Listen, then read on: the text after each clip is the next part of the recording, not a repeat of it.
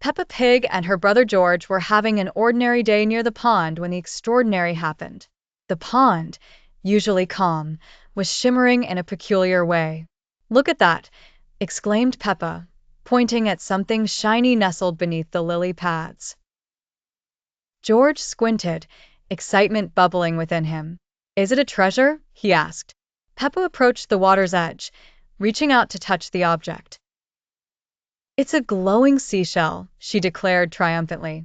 As soon as her fingers brushed against the shell, it sparkled brilliantly, casting rainbow hues across their faces.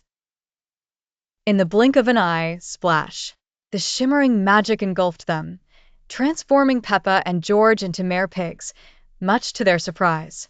They looked at each other, their new mermaid tails effortlessly swishing through the water. "This is amazing," squealed Peppa. "We can swim like fish." "Let's go explore," George suggested eagerly, and with that, the underwater adventure began. Unlike their pond, the ocean was vast and vibrant, teeming with life. Peppa and George twirled and flipped their way through the coral gardens, astonished by the sights. Schools of shiny fish darted around them, while jellyfish floated gracefully nearby.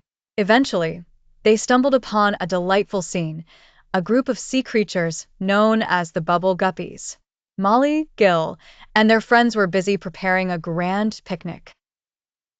Baskets were filled with seaweed sandwiches, kelp cakes, and bubble juice. Molly spotted Peppa and George.